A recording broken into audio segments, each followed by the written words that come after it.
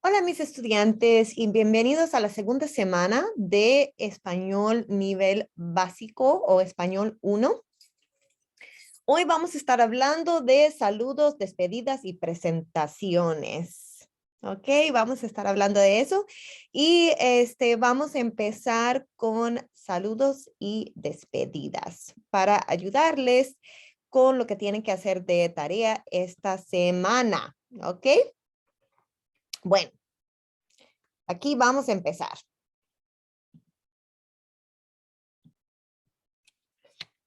Okay, so we are in week 2, and this week we have saludos, despedidas, y presentaciones. You'll do this in your homework this week. So let's get started.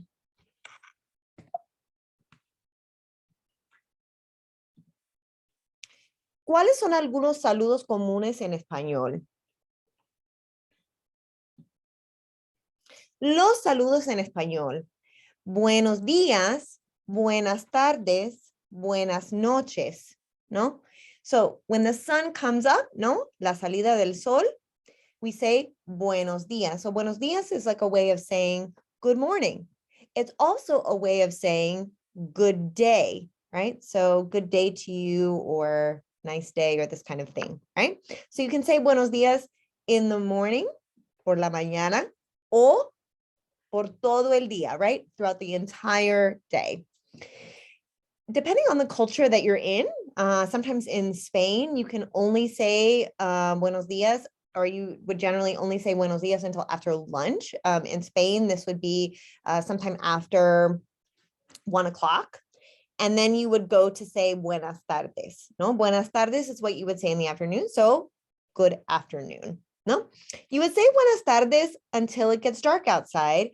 And then you would say buenas noches, no? Or good evening or good night, right? Buenas noches can mean both things, no?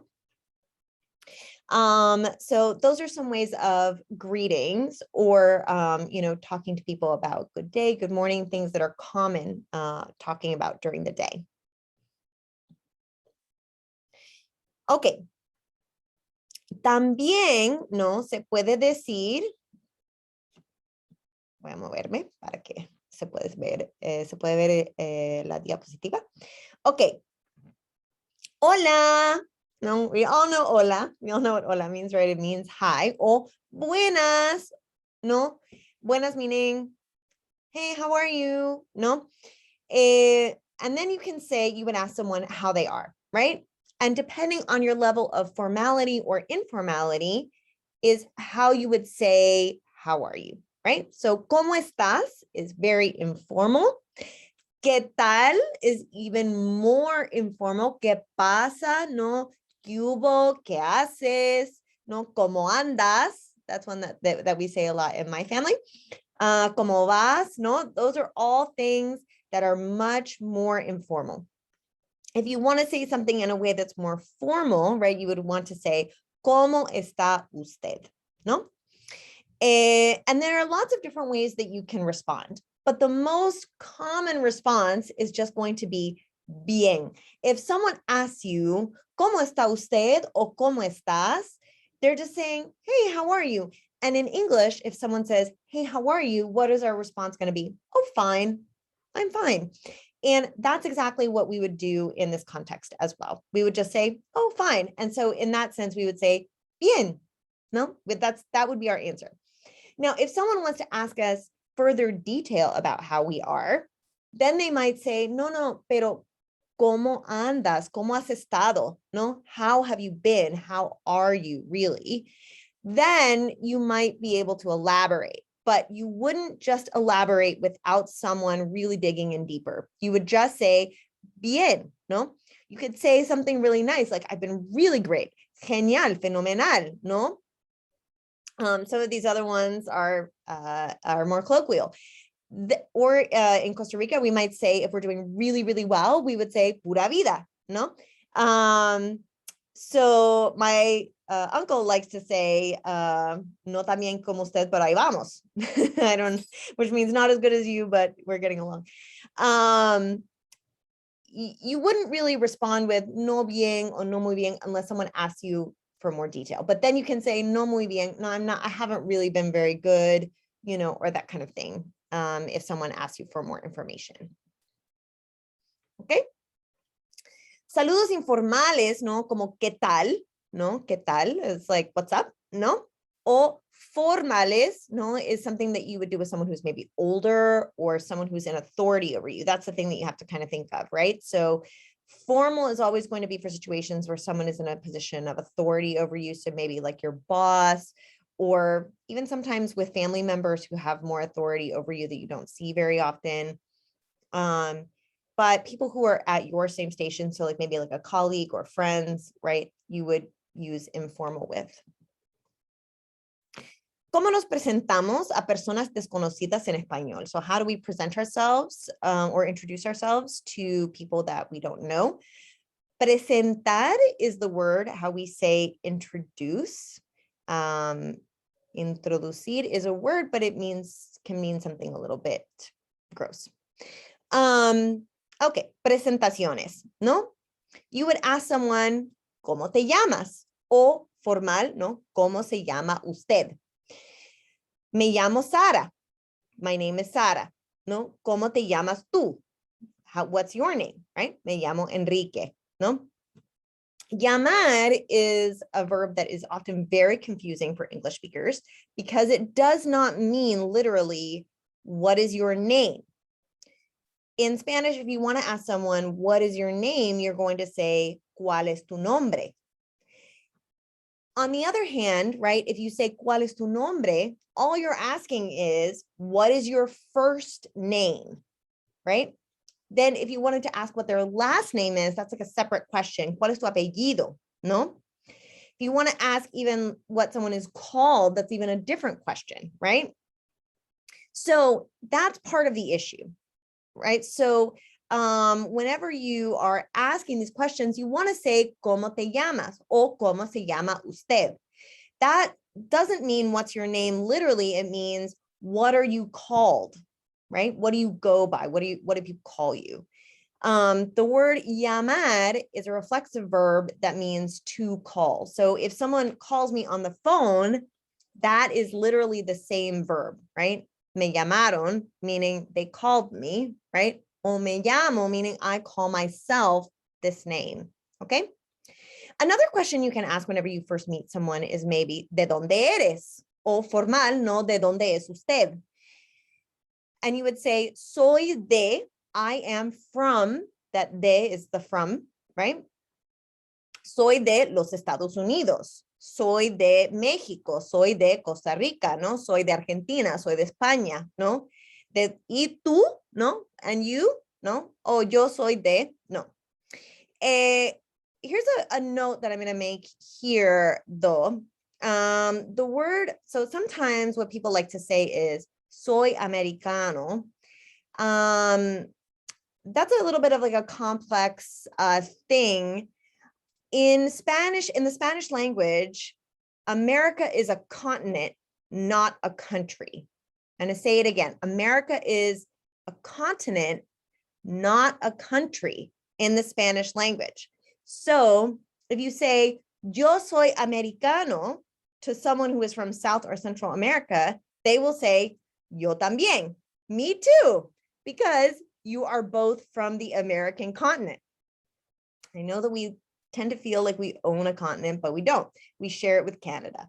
Now, so, and other places, right? So if you want to say, right, I am from the United States, you can't just say, yo soy americano. You have to say, yo soy de los Estados Unidos. I am from the United States. That is a way of saying, I am from the US, right? Or if you want to say nationality, you can say, yo soy estadounidense. No, I am an American, right? Estadounidense, no? So those are just some things to remember, no?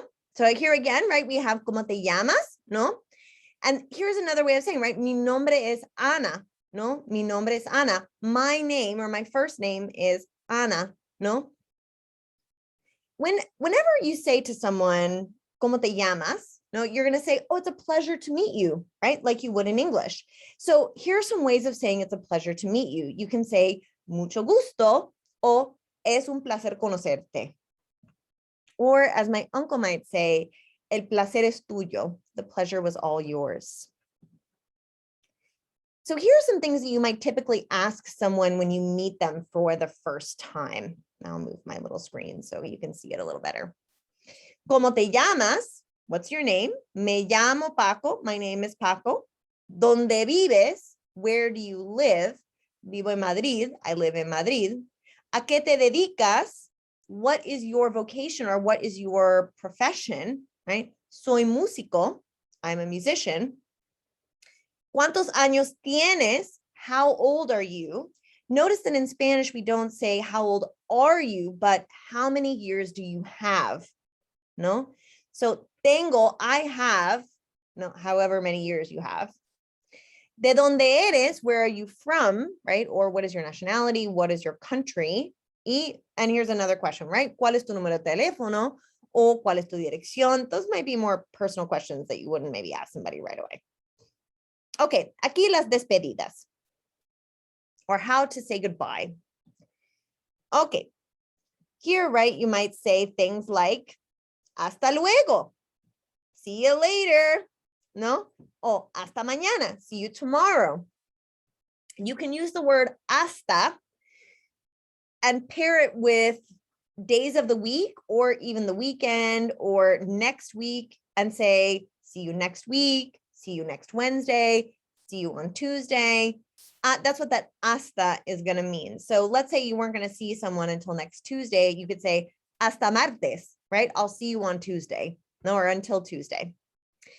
Hasta pronto, see you soon, as opposed to see you later, hasta luego, right? Hasta luego, see you later, hasta pronto, see you soon. Nos vemos, just see ya. And whenever I see ya, I'll see ya.